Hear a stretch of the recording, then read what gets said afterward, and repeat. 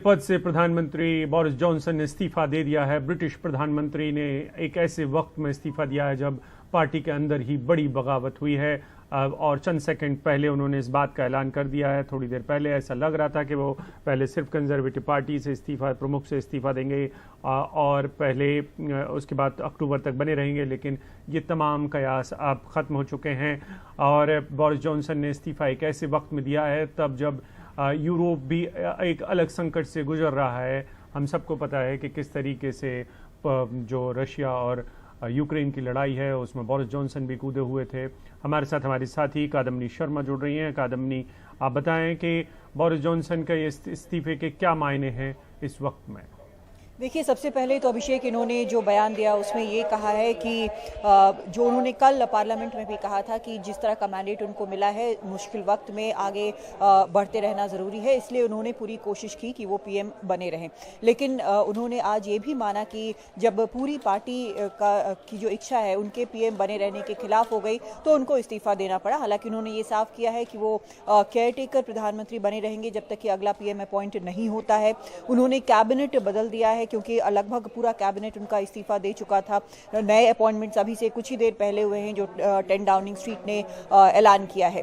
तो यहाँ पर एक तरह से दबाव उनके कैबिनेट ने उनके ऊपर बनाया कि उनको इस्तीफा 48 घंटे के अंदर देना पड़ा, जबकि जो क्रिस पिंचर अफेयर है, जो पूरा मामला है, उस पर उन्होंने बार बार बयान बदला और अंत में ये भी कहा कि उसको रिग्रेट करते हैं, जो हुआ वो नहीं होना चाहिए था। ये सब कुछ करने के बावजूद उनको आखिर इस्तीफा देना पड़ा और 48 घंटे के अंदर बिल्कुल तस्वीर बदल गई। जब ऋषि सुनक और साजिद जावेद दोनों ने इस्तीफा दिया था तो लग रहा था कि शायद आगे इस्तीफे होंगे, लेकिन उस दिन जब और इस्तीफे नहीं हुए तो एक क्वेश्चन मार्क जरूर हो गया था।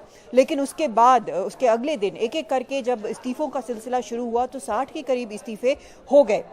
यहाँ तक कि कुछ लोगों ने, कुछ एमपीज़ ने, कुछ मंत्रियों ने उनसे ये भी कहा कि उनको सपोर्ट कर रहे हैं, लेकिन कुल मिलाकर ये दबाव बहुत ज़्यादा हो गया कि उनको इस्तीफा देना पड़ेगा।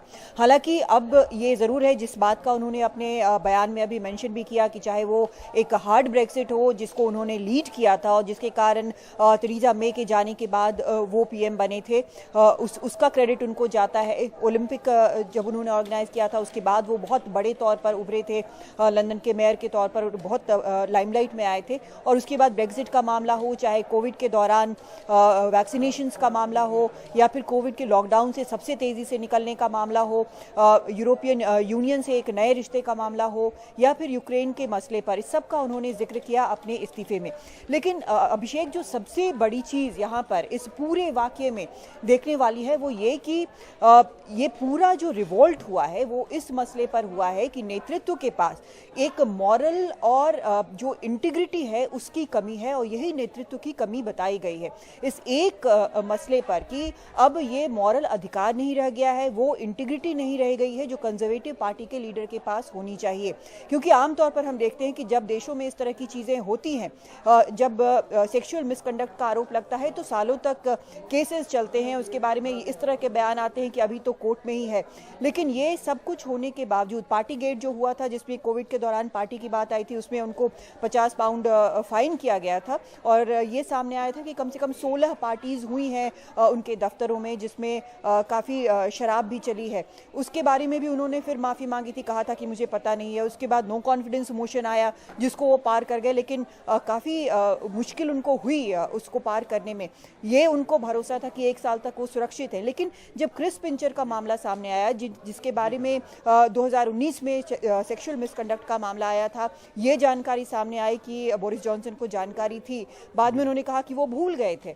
लेकिन ये एक मोरालिटी को अपहोल्ड करके, एक इंटीग्रिटी के मामले को अपहोल्ड करके आज आप देखें कि यूके में पीएम को रिजाइन करना पड़ रहा है।